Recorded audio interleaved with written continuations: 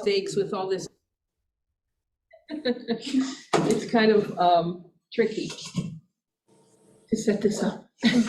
So, thank you everybody for coming for this first hybrid meeting. Oh, here's some more coming in, so we'll keep letting them come in. I want to just quickly point out that we have a summer reading program. Oh, there's Jane.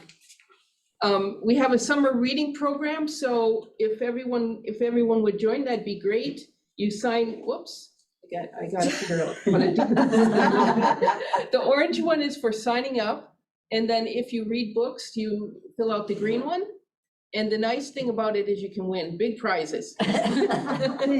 It's, some people win, not that many people enter, so they win multiple times, and the prizes are either, for adults, are either a book, free book of your choice from the cart, or a $5 gift certificate for Destination Door County, so which can be used all over the county.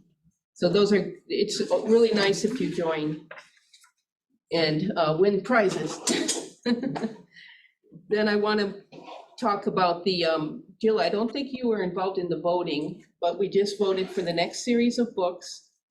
And I thought I had a set list of, I asked for 5 books because we will be doing Door County Reads. We usually choose 6 the next half a year. And we'll be doing the Door County Reads book in February, but I ended up with a couple last minute voters like Mary. And that shifted the numbers around. So what we ended up with is, should I read the whole list? Yeah. Or just the winners? We had, I'll read over it quickly, and quite a few people voted. I didn't count it up, but I would say 2, 4, 6, 8, 10, 12, 14, 16. About 20 people voted, so thank you all for voting. Jane Austen Society has 11, Perestroika in Paris, 12, those 2 are on the list. Homeland Elegies, 11, American Dirt, 5, Interior Chinatown, 11, Long Pedal to the Sea, 12. These Ghosts Are Family, 7, Girl with a Louding Voice, 11, and The Feather Thief was 9, and Pools of the Stars, 11. So it ended up, we had 7 winners, unless we have a vote to cancel something.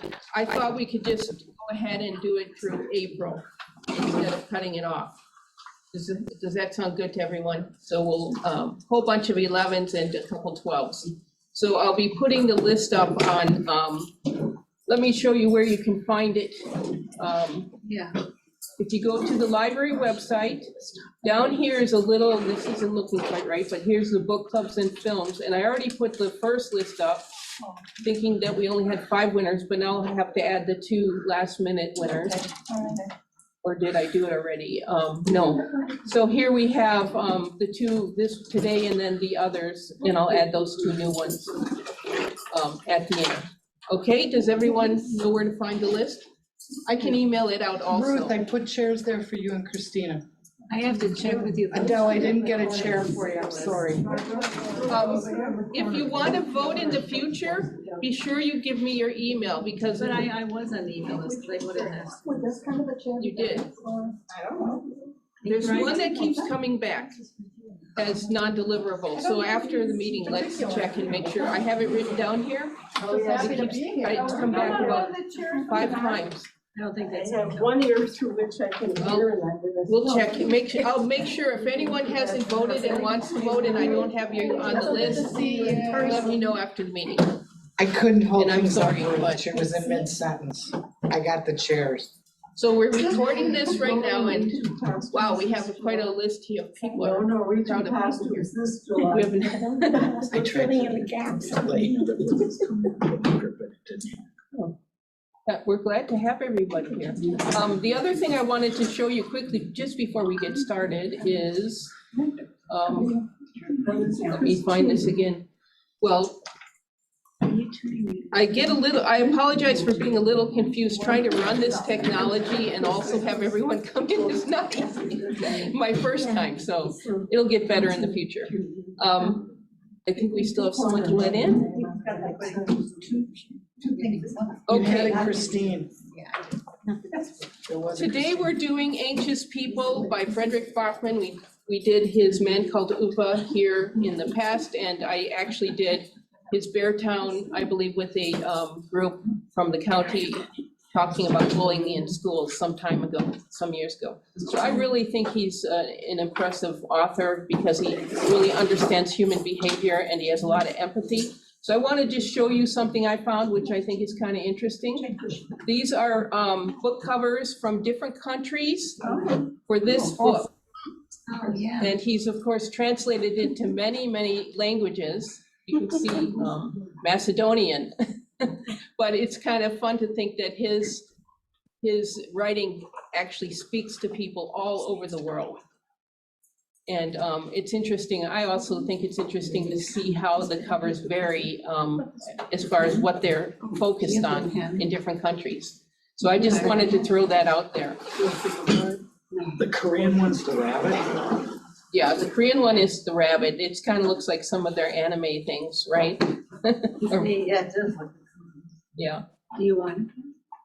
So that's how I wanted to start, and I hope you all enjoyed the book. Does anyone remember when we read his book a few years ago, The Man Called Upa? Yeah. Yeah, sure. Yeah, and when I personally did research on Frederick Bachmann, it turned out he's a very, he has a lot of mental instabilities. Yes. He's very anxious. And I felt really, really sorry for him reading about his background, but he does, The Man Called Upa was about an older gentleman who was contemplating committing suicide, but got wrapped up in his community. And this book sort of reflects a similar sort of theme. And he's from Sweden, as you know, in the book, and it's really interesting to see their opinion of Stockholm people. But he does write, he started out just as I think, what was it? He was a workman, like doing streets or some sort of truck driving. And then he started writing for a newspaper in his town, and then he went on to write blogs and ended up writing books, which seems to be his strong point. So he does have a blog that's kind of fun to follow on and off. And I just would recommend reading his blogs and getting to know more about him, because I think he's so empathetic and really understands people. And this book really touched me because in my family, we have some people who don't understand other members of the family, and it really, the way these people reached out to each other, and even though people aren't perfect, they understood the human condition of other people. So that's what I have to say quickly. Does anyone want to jump in and give an opinion of the book? The beginning of the book was difficult because of the depression and the suicide, the talk about suicide. There was a point in there I thought, do I really want to read this book? Having people close to me that had these problems and contemplated suicide. But I am so happy I read this book, and these characters he builds were incredible, and I love the way it all resolved. Yeah. And will you clarify for me how it resolved?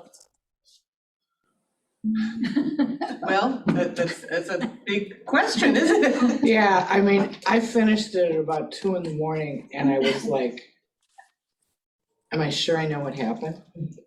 It's just about people coming together.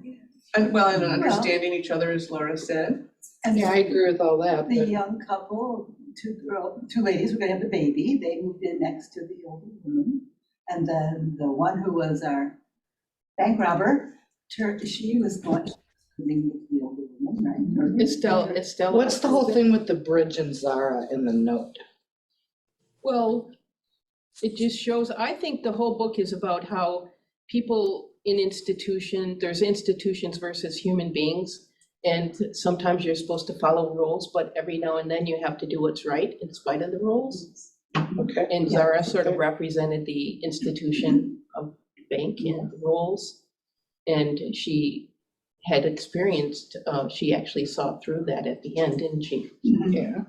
And understood the state of the poor lady who was the bank robber. And it's all the connections, our 6 degrees of separation Right. became Okay. revealed. Yes. I think that wove this, put together this puzzle in a wonderful way that everyone, I think, saw more of what was behind it and what was going on based on who had been on the bridge and who was watching the bridge and. Okay, then I understood it, thanks. I wasn't sure. Well, and that same idea of the rules, so the two policemen, Jim and his son, Jim kind of broke the rules, fudged a little bit, because it was a thing to do to help out, to make it work.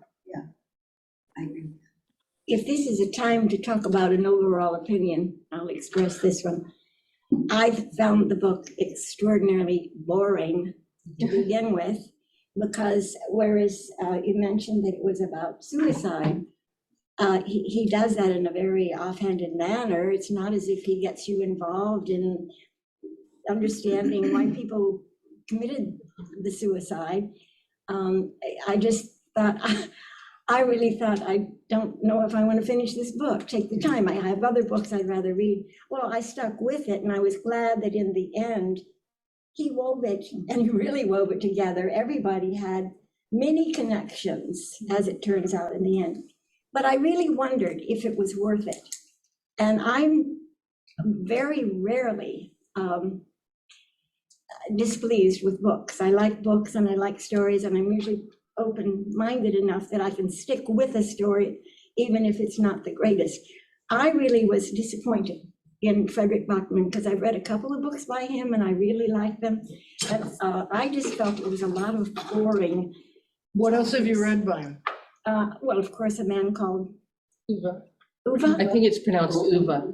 I continue to say, oh. I had to look it Try up. to remember that. And then I believe I read the one about my grandmother, or what is it? Brett Marie was, No, that one, no, my my grandmother told me grandmother, to tell you she's. But what's yeah, My grandmother told you to tell me she's sorry. Yeah, that one. I read that one a long time ago, and enjoyed those. But anyway, it was interesting. Now when I look back on it, it's interesting. Everybody thinking about Stockholm Syndrome? Yeah. Once I keyed into that, I thought, well, this is kind of interesting. And they, of course, never mention Stockholm Syndrome in the book, but it's there throughout. Everybody know what that is? Yeah. Okay, which I found interesting, because they talk about Stockholmers a lot, but never the syndrome. It's kind of the catch-all phrase for anything that bothered him. Yeah. Yeah. Do you think the way the author's style, and he's done this in his other books, the way he jumps around and leaves you a hint over there and a hint over here, and many authors do that, but do you think that's something that isn't displeasing?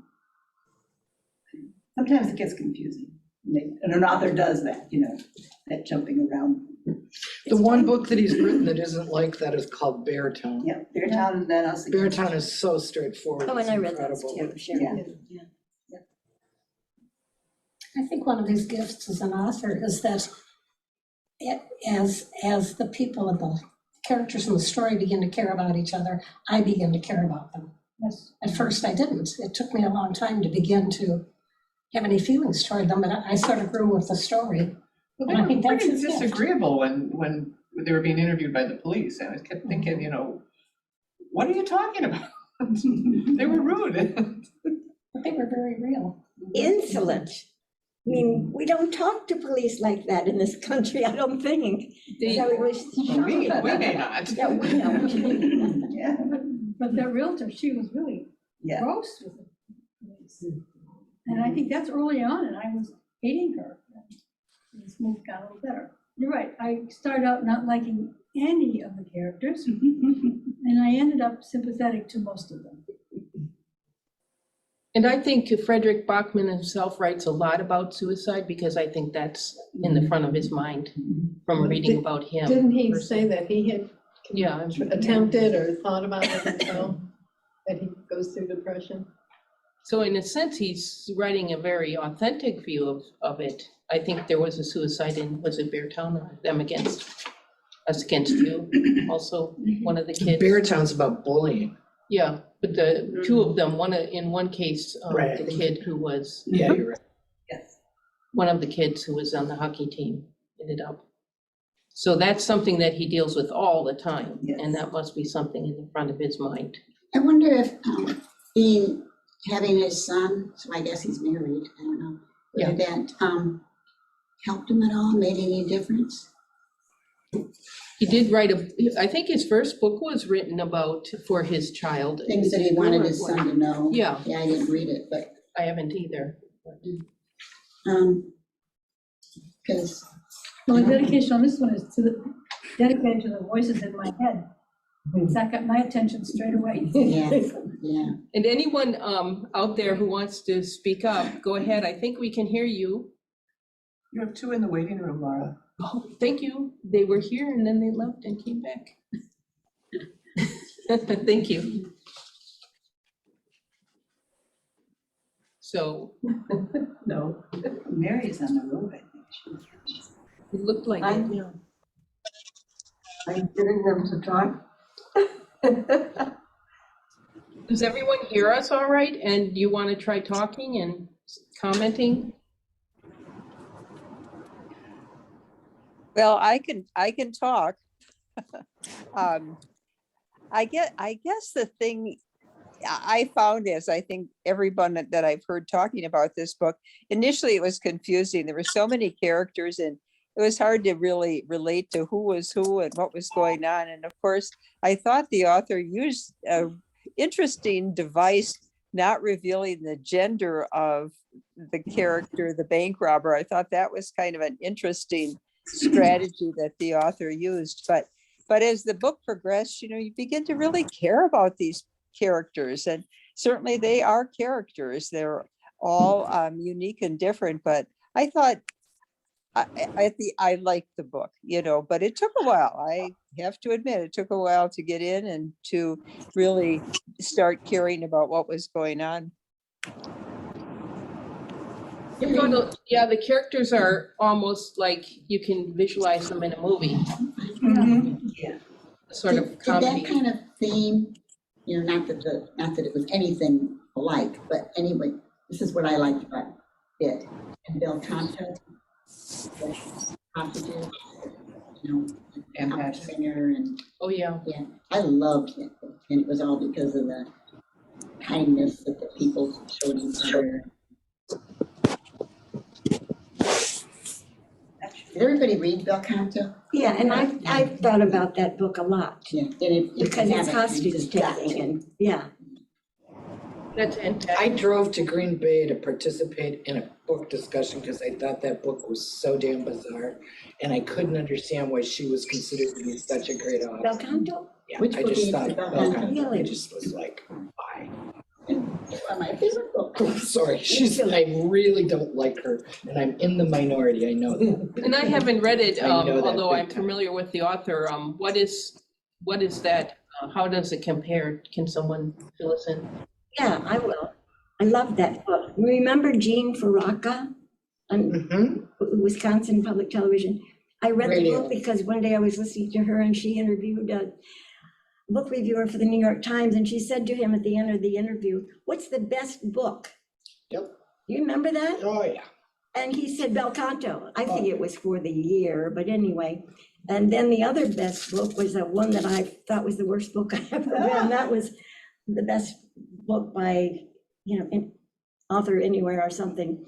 Best overall book. Okay, what was it? I probably. My Name is Red. It No, I just didn't came- read it, so I Oh, can't. Don't. Anyway, Well, try it. A wealthy Japanese, correct me if I go astray here, businessman who's enamored of opera gives a birthday party on a remote place, island maybe, with a glorious building.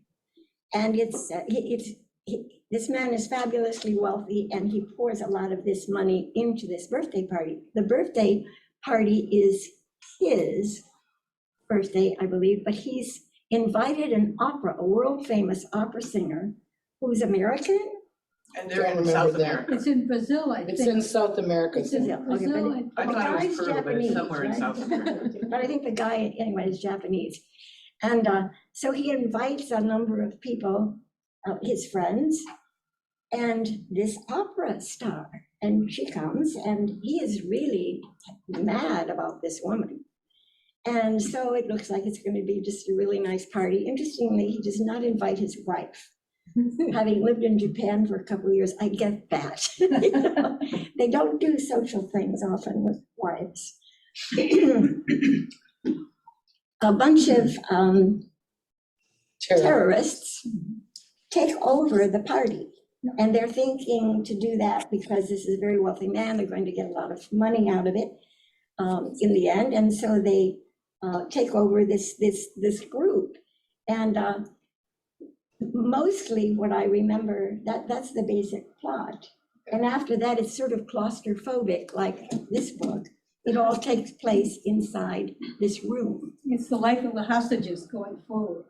It's why It's the existence of the hostages and their efforts. I like this book, the friendships and the love affairs and the relationships that develop while Yes. they're all, you know, because the guerrillas are also inside this building and are not leaving at the same time the hostages are there. It's a very different tone than this book. Yeah. This book And is much another lighter. difference, another major difference is, whereas in this book, everyone ends up loving the bank robber, the hostage taker. In that book, the terrorists remain, for the most part, terrorists. And people are afraid of them, and they are rough occasionally. Although mostly they allow a certain freedom, so there are friendships built among the people. And that's the similarity. I don't remember one single fact about the book except for that they slept on the floor, and that the whole thing that stands out to me is kindness. It just seems like everybody treated each other with kindness, which I liked. Which is very important to me, and I don't remember that. I remember the Faraka interview, and that's why I read it. And I read it, and I was just like, why? Did anyone see the opera that they did based on this novel? They had it on PBS, and I watched it, but I didn't make it through. I don't know if it didn't follow the story well enough, or I didn't follow the opera well enough, but I thought, oh, this is going to be fascinating. It's an opera about an opera. Well, it's prejudiced me against Anne Patchett until The Dutch House. Oh, I love the Dutch House. I love The Dutch House, but it's the first Anne Patchett that I've read that I've been like, okay, maybe this one is a good author. So Laura, you want to talk about anxious people? We're getting anxious over there, Donna? Yeah, I think that it's interesting because now a bunch of us may want to go and read the other book I know. to see the difference. Were you surprised that the bank robber turned out to be a woman? Did he do well with that device? I think so. Yeah. I was surprised. I was very surprised. I'm going to need to go back and reread and see if there were any he's or she's that he mislead us with. No. Pronouns or, no, okay. Yeah. I have a question. Oh, I'm sorry. Yeah. So I read this a while back, and I took my notes. Well, at the bottom of my notes here, I have the word narrator and a question mark.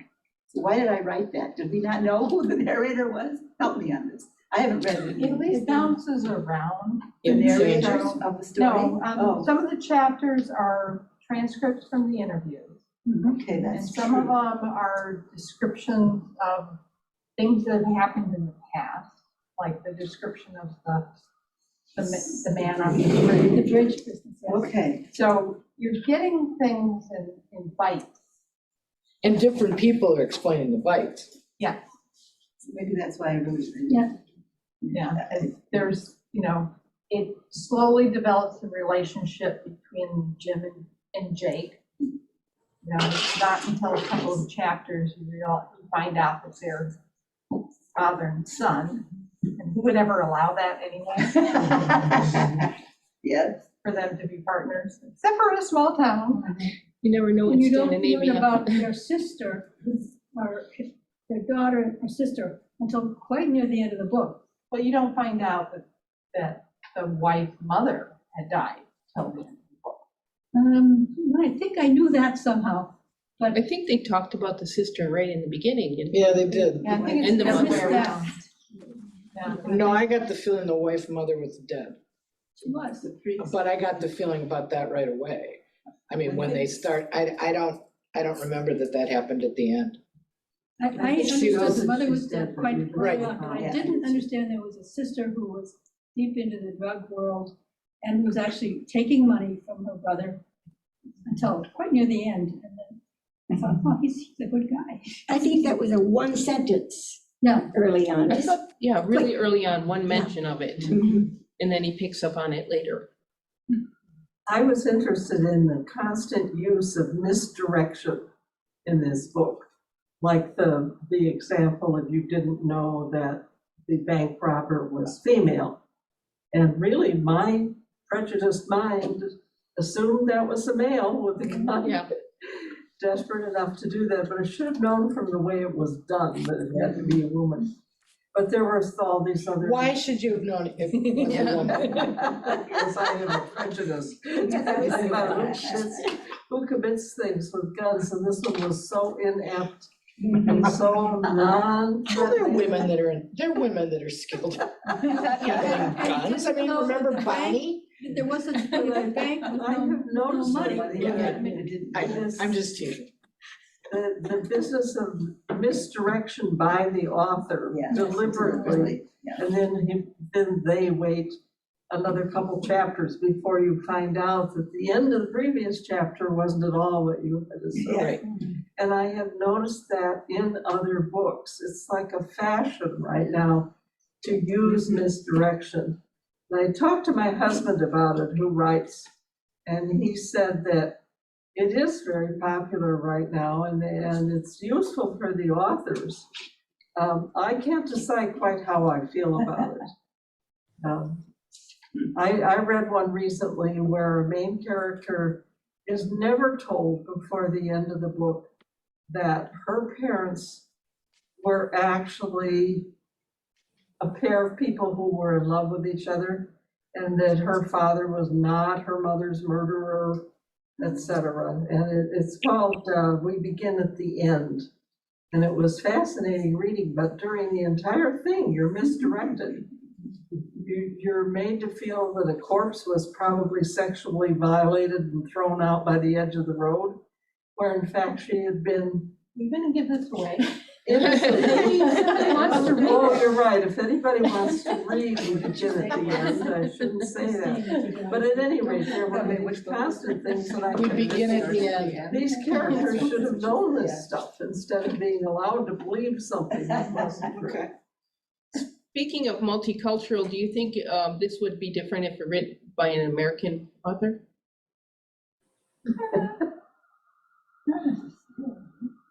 I think the one part that definitely struck me is when they talked about the Stockholmers all the time.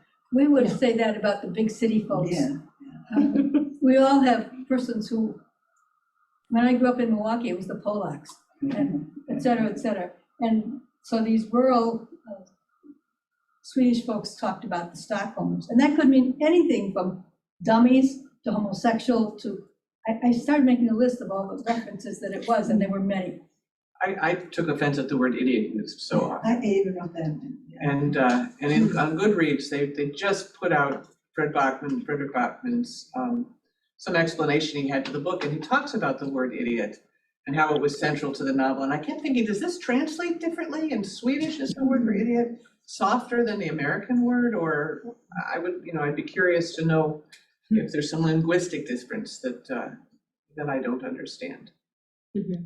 But in answer to your question, I felt I didn't feel anything truly different because it was set in Sweden. I really felt it could have happened here or somewhere else too, but I'd be curious if other people felt differently. We don't dress people up in rabbits to help sell an apartment. How do you know? How do you know we don't? How do you know we don't? You know, I mean, he was such, that whole character was just out there. It was like, wow. Yeah, that was fun. The word idiot in the Swedish language is a big insult. Okay. And when I hear it said in the Swedish language, it's somebody who's so set in their ways they wouldn't possibly see any other. So is it synonymous Point of with view. stubborn, or is it synonymous with Closed-minded? hard-headed or stubborn, or? Those are all in there. Is it also about intelligence? Could be.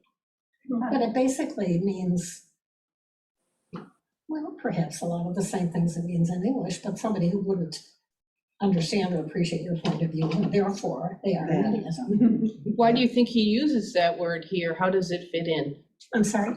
Why do you think he uses that word so much, and how does it fit in with these characters? He thinks all of these people are idiots? Is it because they're blind to the reality? Or they have their foibles, or what do you think? Maybe it was just a handy word to use. Well, your explanation that in Swedish it means that you're stuck in an opinion. If These that's part of people it, came, but you could also be stupid. but these people came together stuck in their opinions. And they changed, and they mellowed and began to accept each other. But Was see, that that's his realistic gift though about to you, people. Christine? That they accepted each other at the end, some of them. That they mellowed, all of them? No, not all of them mellowed. Not all of them did. But the person that mellowed the most that I really liked was the people that mellowed the most were the married couple. Yes. And she was, Annalena and Roger. yeah, Yeah, that was. And you don't learn till quite a bit into the book that there's the issues that she was employed at a higher level constantly, and she was always succeeding, going up the ladder, Right. and he stayed stable. and that was an incredible, that was something I think was pretty Swedish as opposed to being American. That was a very interesting reveal, but it came quite late. Yeah. And how she just. And how I really liked her. But I think the contrast of the father and son policeman is interesting too, because Yes, I oh, kept yes. thinking the son was gonna be the rule follower no matter what, and, spoil the whole thing. But he even gave in at the end Yeah. and seemed to grow in a way.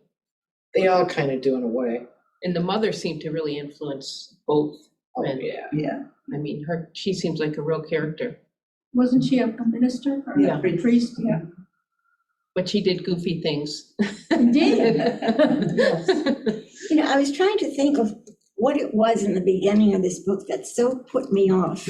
And I think that what it was the nonsensical dialogue between the young policeman and all the people he interviewed. Yeah. And they were so insolent. And now, of course, towards the end, you understand why, because that happened after they had already decided what to do about the bank robber and how to help her out. But there was also the reoccurring comment from the bank robbers that they were not being very good. They were the worst hostages. hostages. The worst They hostages weren't ever. cooperating well at the beginning. And, they were the bank robber was trying to get them to lay on the floor and stuff, and they were all arguing back. I think it was all part of their personality. And I think they probably would have interviewed that way if it had been a real thing. There's a quote here that Frederick Bachmann put out when he's talking about the novel. He says, "The story is about a lot of things, but mostly about idiots." So it needs saying from the onset that it's always very easy to declare that other people are idiots, but only if you forget how idiotically difficult being human is. That's a good quote. That's the first paragraph of the book. Okay. And then he goes on to tell a story how he had observed a woman who was trying to park and someone was getting angry at her, honking and screaming, "You idiot!" She gets out of the car, her children in the back seat, walks over and says, "Stop honking, I'm doing the best I can." And he said that's what he wants, he took away from it, to give someone a moment, give them a chance, take a deep breath. We're all just being idiots. Yeah, and that's what they said about at the end about the mother had said that's the best you can do is the best you can. Yeah. In an imperfect world. Now, I wrote down one quote from it, and unfortunately, I didn't note the page where it was, but it says, "We all have this in common, yet most of us remain strangers. We never know what we do to each other. Our life is affected by my behavior. When this day is over and the night takes us, allow yourself a deep breath because we made it through the day." And I think that sort of reflects what's going on in that apartment. And kind of what's been going on for the last 18 months. Indeed. Yep. Yeah, I mean, I think that might be part of the appeal of this book, because the message is we're all human, we're all idiots, we all are trying. Life isn't perfect. And we all keep, at least the general rhetoric that I hear is that's what we should be reveling in right now and taking away from what's happened in the last 18 months. That we're all in this together, and And we all let's can just, sit here at this point. let's just take a deep breath, you know, and be glad you're here.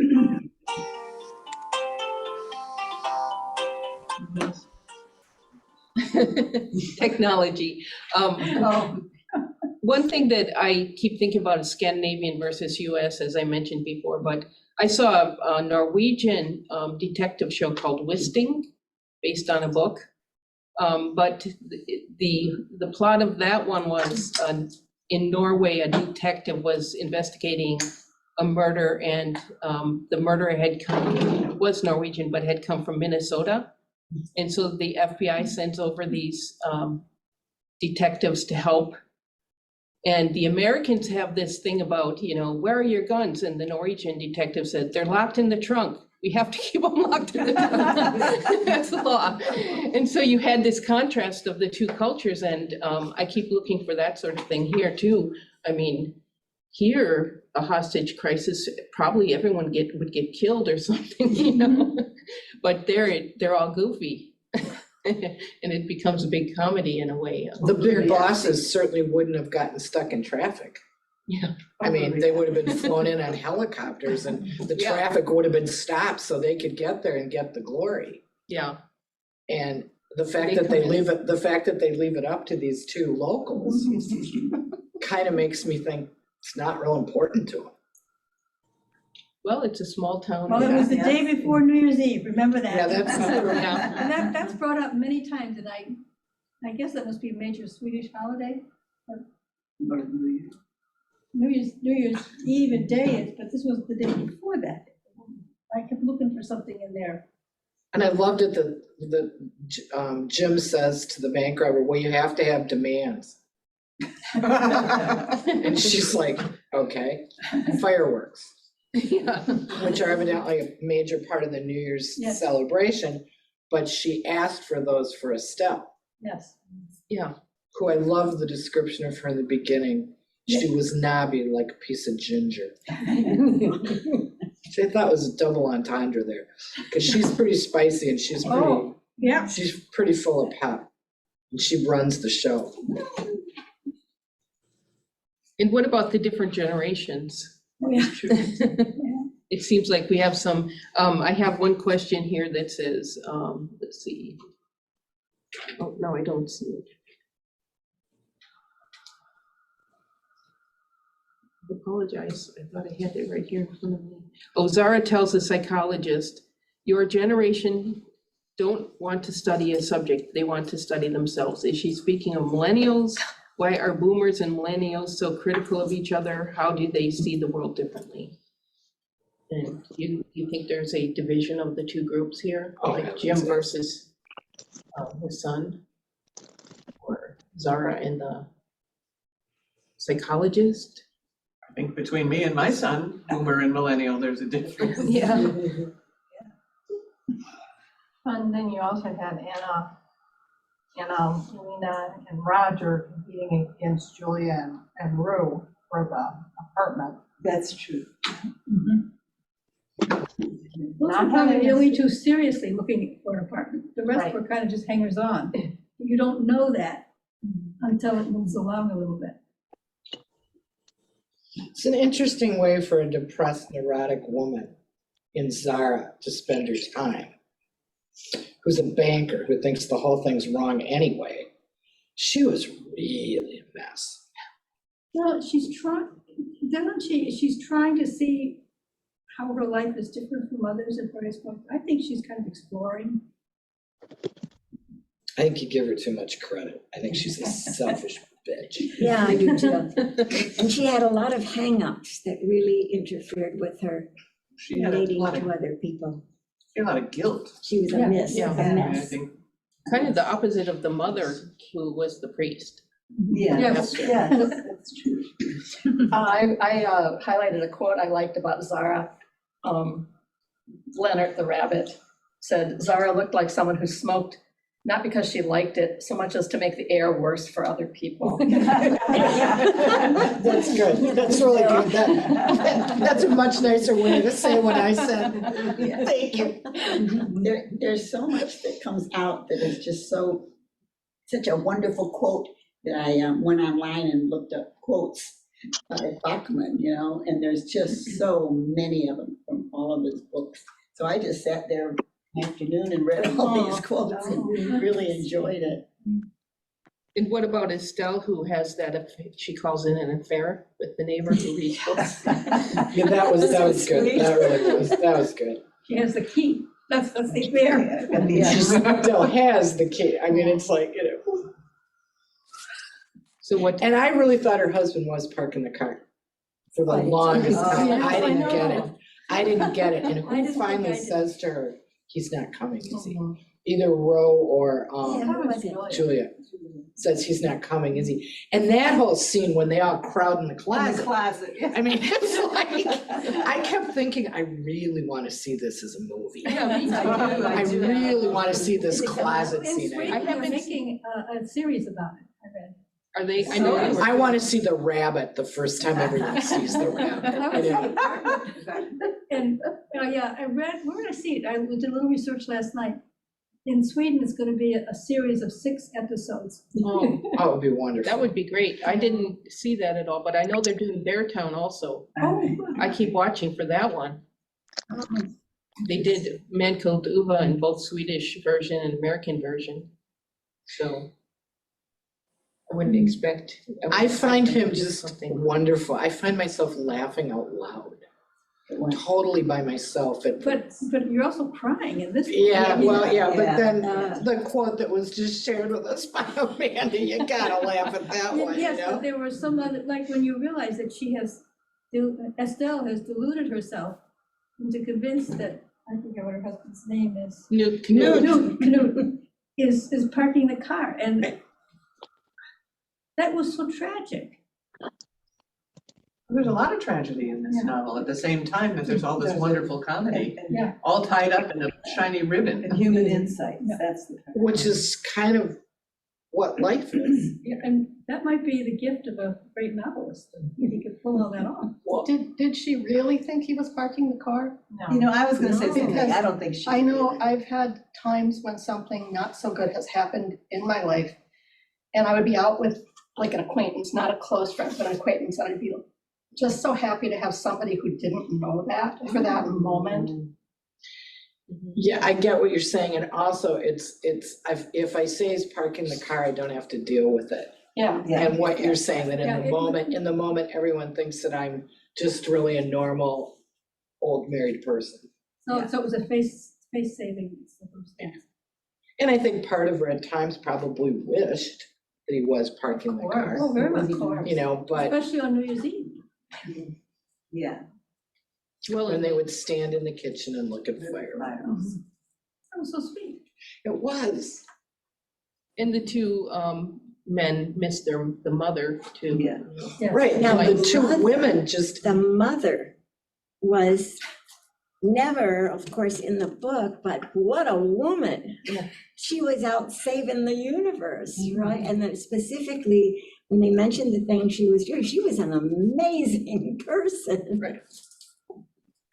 Well, and to get those notes after that man killed himself on the bridge and to send a note, or what was it? How did that work? You're not to blame. Yeah. forward, not your it's fault. not your It's fault. not your fault. Yeah. And We to all have need lived to a hear that. lifetime with that note in your pocket, feeling it was all your fault and not having opened it. Yeah. That's a tragedy too. Mhm. It is. That seems to me what happens in life a lot, that you look back at something you did and you're never able to connect back with that person. So you've got that note, that unopened note in your heart, in a way.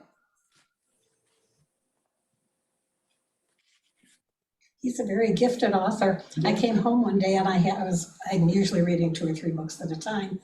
And I had picked up another book that I was reading, which was a bestseller and an interesting story, and put it away. And then a little bit later, I picked up his book, and the difference in the quality of the writing was astonishing. his writing flowed so beautifully and made such sense. So he's a gifted person. It looks sometimes like some of the others want to say something, but they're not saying it. Anyone want to speak up? We've heard from Jane. How are you doing, Jane and Kathy? How are you doing over there? Do you hear Hi, everything? the book, so we're just kind of listening in on you guys. Yes. We're glad you are. Yeah. It's nice to see you. Thank you, it's nice to see you. And I'd like to say it's just fabulous to be in this room with all of you. Yes. It's really cool. It's nice to see all of you. And bless you for knowing how to do this. I'm trying to figure out. Can't imagine it. I'm in charge of a book club and someone said, you'll be in charge of Zoom. I said, we won't be meeting. Okay, yeah, Yeah, because Laura's in because the Laura's front back. foreground. Okay. You just have to have an assistant, Laura, you know. Hire an assistant. I could turn this thing off, but I thought that it would look funny if it's only my back, so I couldn't figure out what to do. No, it's good. Complications of life, right? And what about that idea, the quote that parents are defined by their mistakes? I mean, today it seems like everyone has an answer for everything, and you have to follow the rules or you get criticized. And what do you think about that? Are you defined by your mistakes as a parent, or? By your children, By your possibly. children, yes. I think other people are very critical. of By how your people children's raise their mistakes, children. maybe. I mean, I think you are, you can't do anything right. Yeah. And parents will say, well, you know, I want my children to love me, so this is a generalization.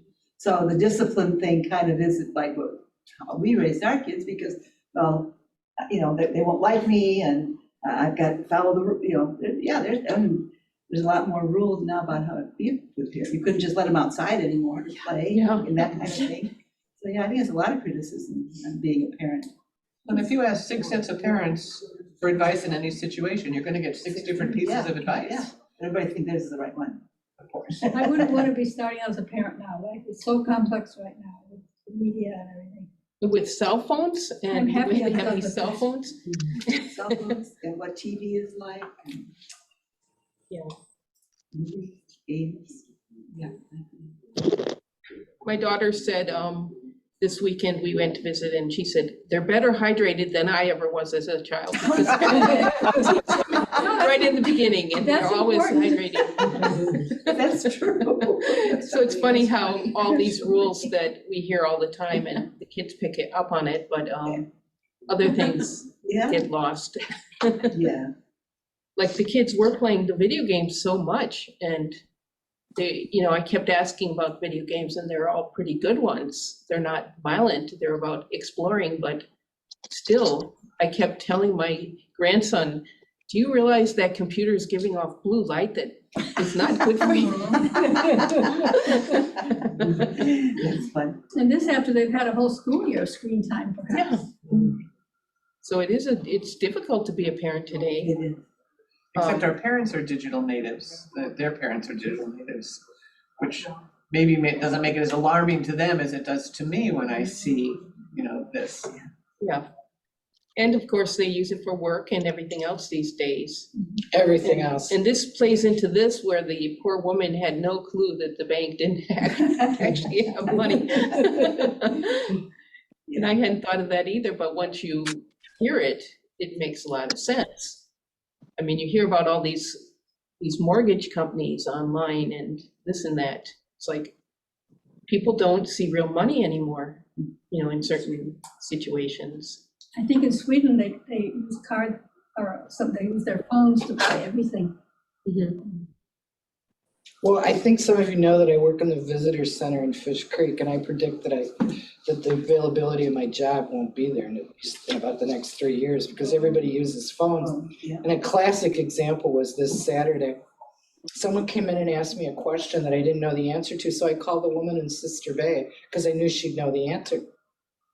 And they just stood there. They were like, I don't know, 30-ish, and looked at me and said, "You aren't gonna look that up on your phone?" And I said, "No, I'm gonna call Kathy Wagner and Sister Bay, because it's a Sister Bay question that I'm not sure about." And they were just dumbfounded. And I looked at him and I said, "I don't get the problem you're having here. You came in and asked a person, you didn't look it up on your phone, and I'm a person and I'm calling a person." I did. "Are you sure it's right?" I said, "Oh, please, don't say things like that to me." You know? That's funny. That is And, funny. and Oh, probably was faster because you called somebody. And more accurate potentially, because the Exactly. websites are sometimes not up to date. Exactly. Well, then again, I got asked questions this weekend, like, do you think the pandemic affected their economy? I smiled and said, yes. You waited in line at a restaurant to eat, there's no.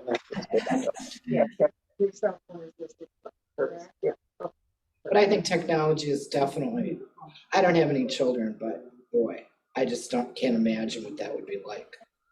Because they're kids are walking around everywhere. I mean, and tourist kids are all up, well, not their own breed of children, but, you know.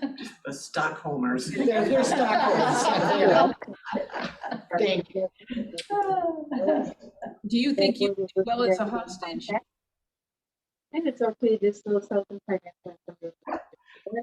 I'd be one of those. Sorry, repeat that. It's okay to just So would I, imagine that. I always said they'd shoot me first because I would just be the gal who would just be crying and screaming and wouldn't be quiet. I'm so scared of Yeah. guns that I would probably run and hide. I'd be hiding in the bathroom.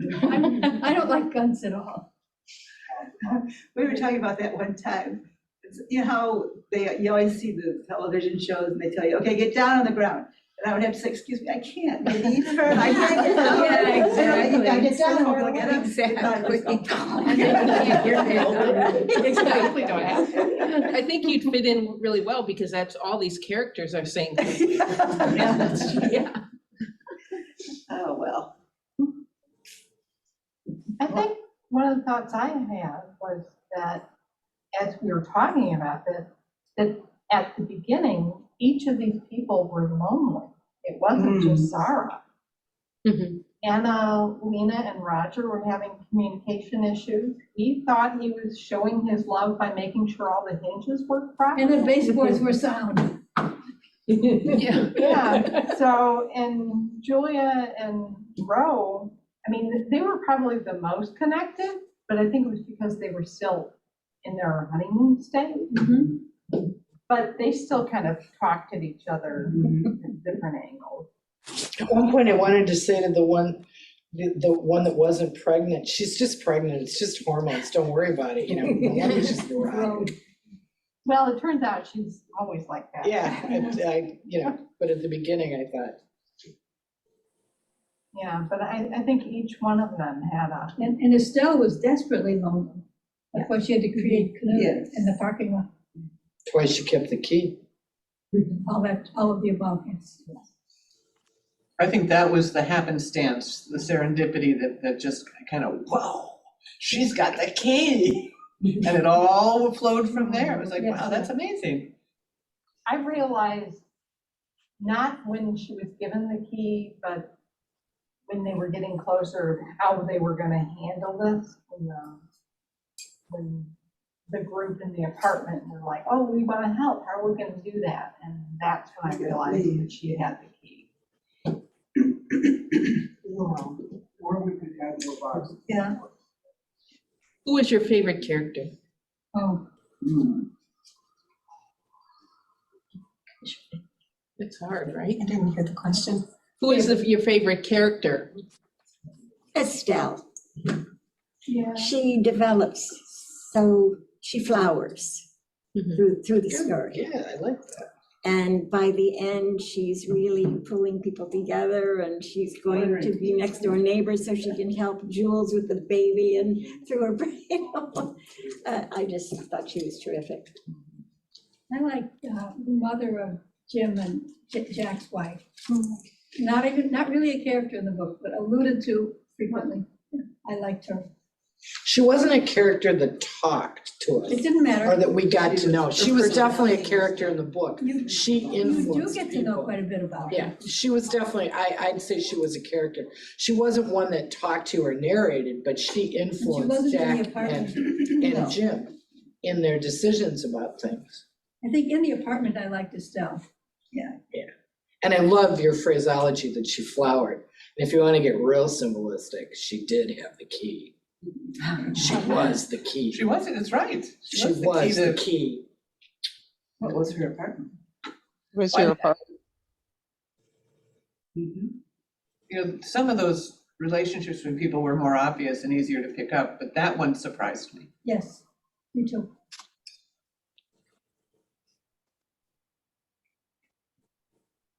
Well, let's see, I have all these questions here, but is there something? Here's something that I just to cover? noticed. I was looking at the Yeah. cover, which I hadn't before. I kept forgetting what the name of the story was, Anxious People. It's like a rocket. It didn't seem to, I just didn't think about what the title was.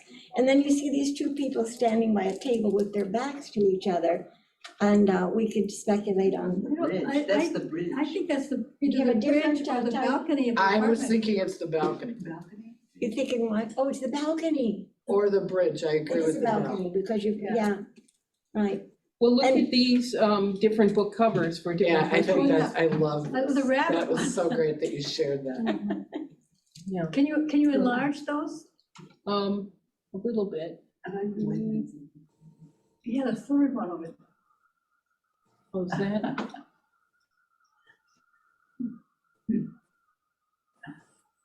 And, I mean, this has a lot to do with how books sell too.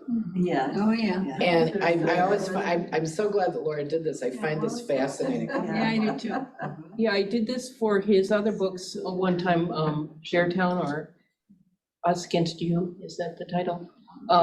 Yeah. And the way you can do it is look at worldcat.org.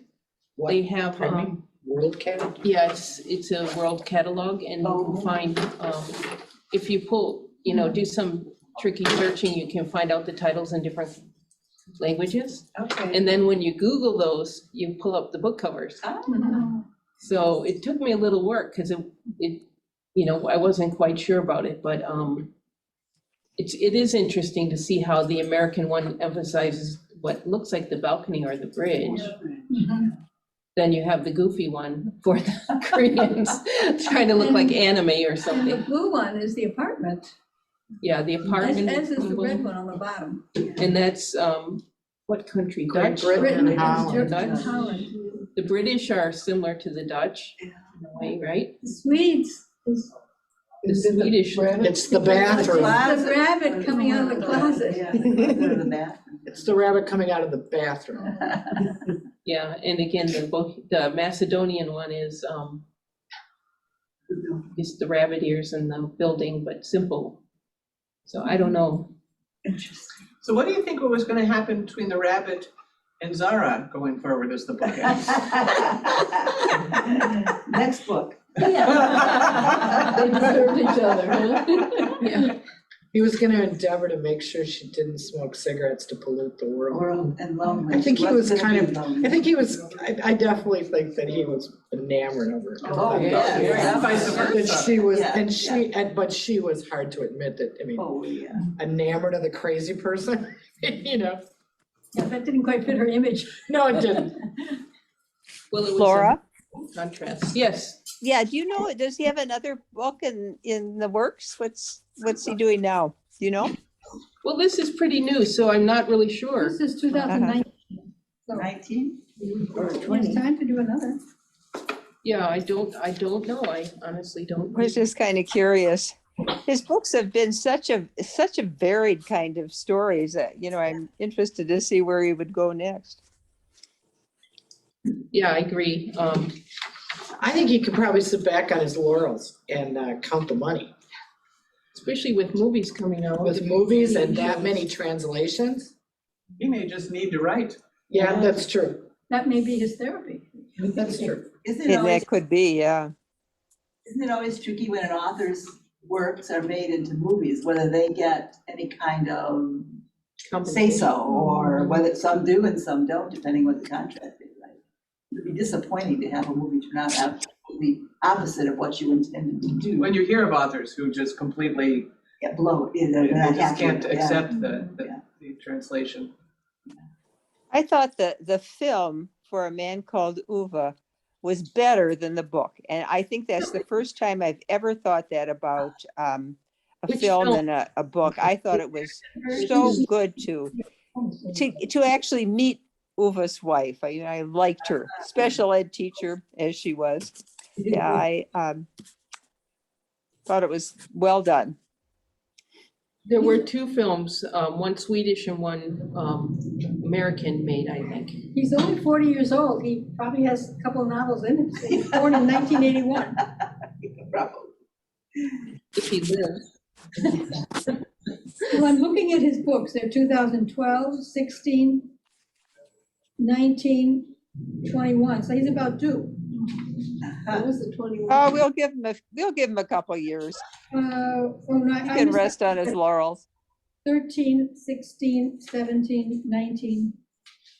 This is the most recent. Yeah.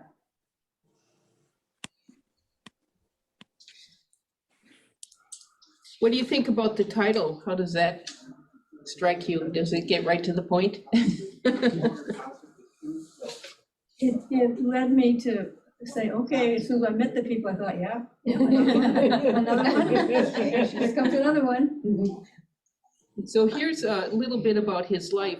He grew up in, I can't pronounce it well, Helsingborg, studied comparative religion, but dropped out and became a truck driver instead.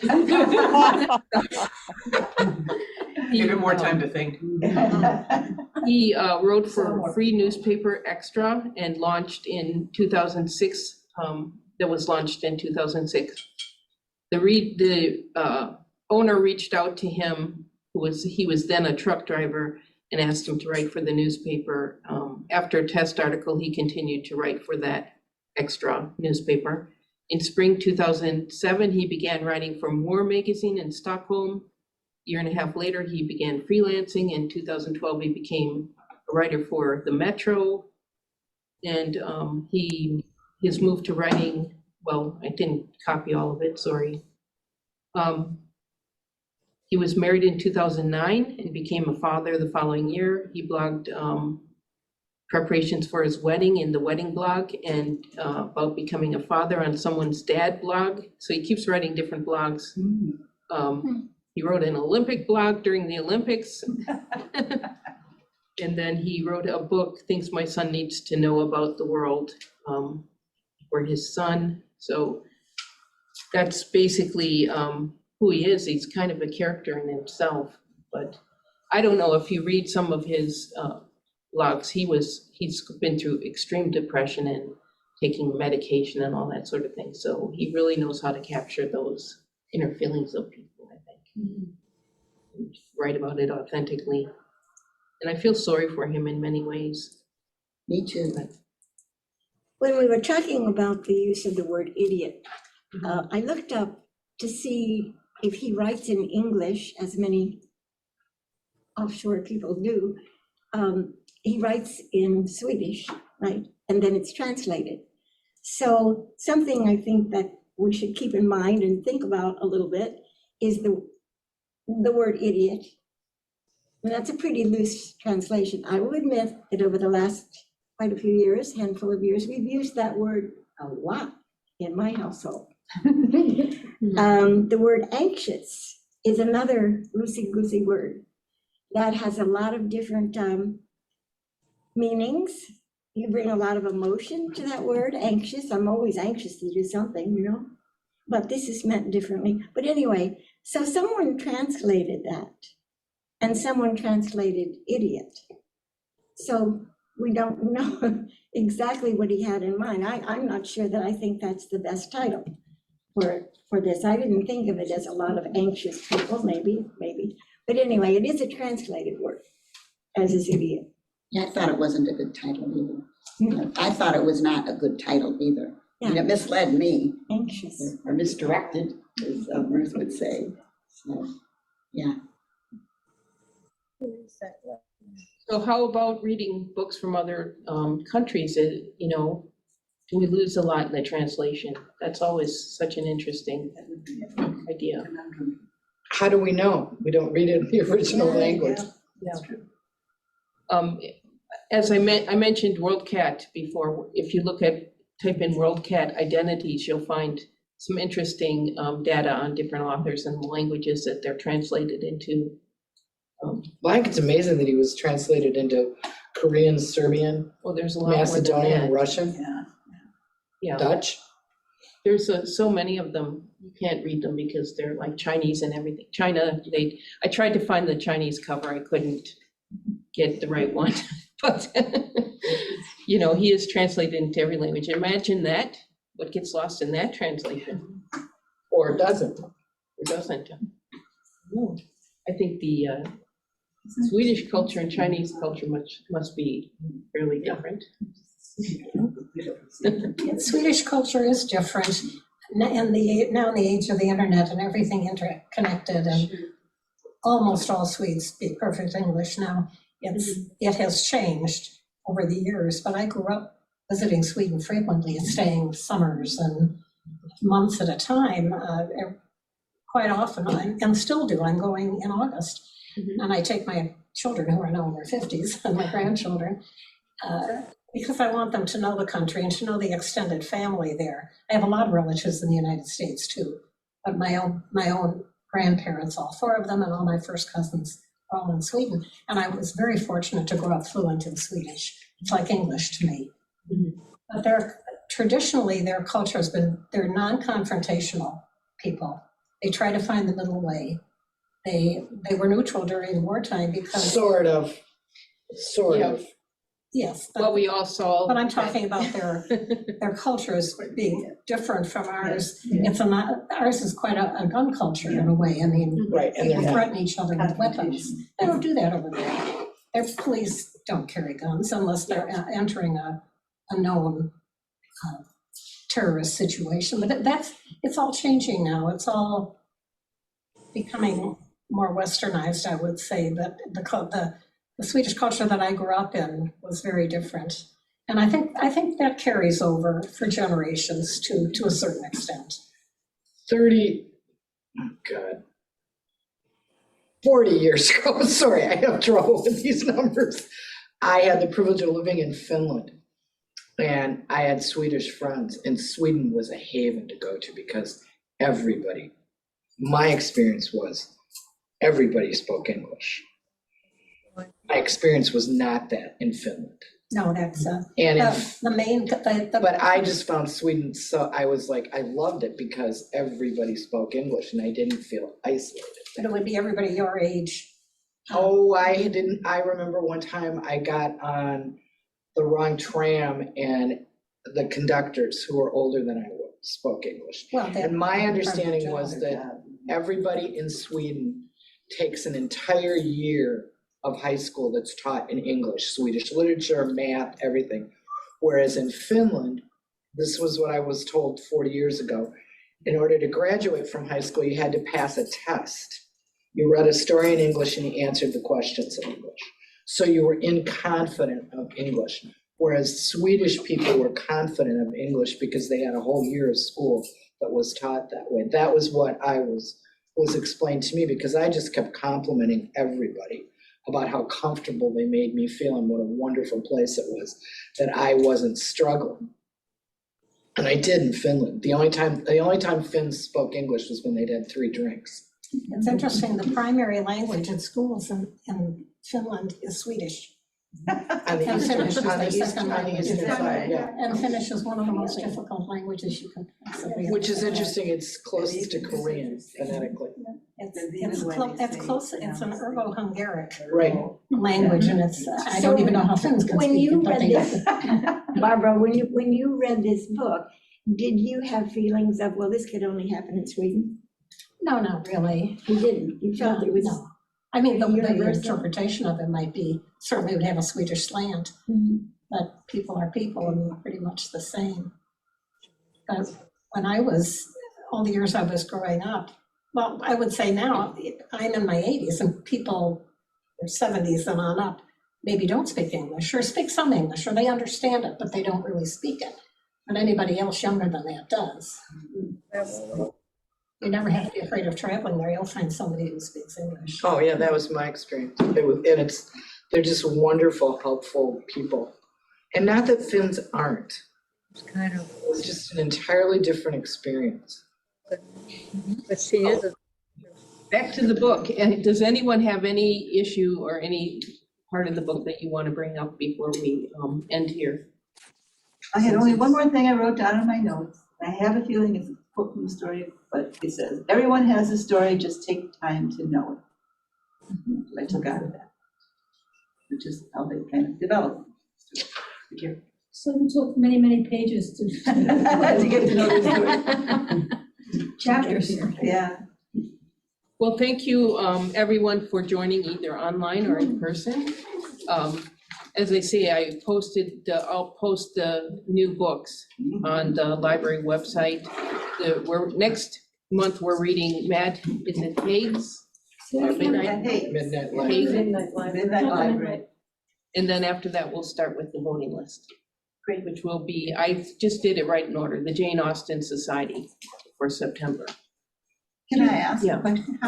Could you ask our people up there how this experience was for them to be? Yeah. Could they hear us? Could they understand us? Since I'm gonna be in this boat in a couple of months, I wanna see how it's gonna be. No, but I'll be in Florida. How did it work, Jane and Kathy? Yeah, the Yeah. Janes, huh? Go ahead, Kathy. I think it worked well.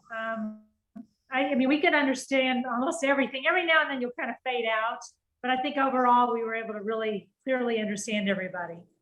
Yeah, well, We should You know, and continue the always- only thing, I can't see the people as well, because, we've got a whole little block for ourselves. And then all the people in the room have one block, so some of you are looking mighty small. Yeah. So I'm not getting any bigger. Oh, darn. I have a question, Laura. Do you think we could consider maybe by September or October doing a potluck? Which we cannot do, can we do food at all yet? I don't know, to be honest. I'd I have know to we talk always, to. or not always, we in the past have done that in July and it was Yes. always very elegant and nice. It was fun, yeah. And I'm just wondering, might we think about it for the fall? See what the rules are. I just talked to the Sister Bay Library about another book club, and I asked if we could bring dessert. And the response was, I don't think so. But that's now. If you do, it all has to be one thing that I'll tell you, it has to be individually wrapped. Yeah. That is already. So until that gets lifted, Yeah. Okay. I'm But sorry to down be the rude, I have a road, 2:30 possibly. appointment. No. Thank you. nice to see you. Nice to see all of you. I have to go, I'm gonna be late. Well, things are coming back slowly but surely, so. It'll be there. But now I understand we should continue to try. I'll get better at this every time. Oh, that was great. I think it is. And I don't know if we could figure a different We'll just placement. move this table closer. Yeah, we could move things around. We just done this for meetings, staff meetings, so if anyone has ideas of where. Yeah, the whole room. We'll have to see. Like you say, it's a work in progress. So, Hey. Jane, good luck with your rehab. Yes, Oh, Jane. thank you. I have a new knee. Yeah, When was your surgery, Jane? yeah, when was your surgery? July 1st. Thursday, she said. Last Thursday.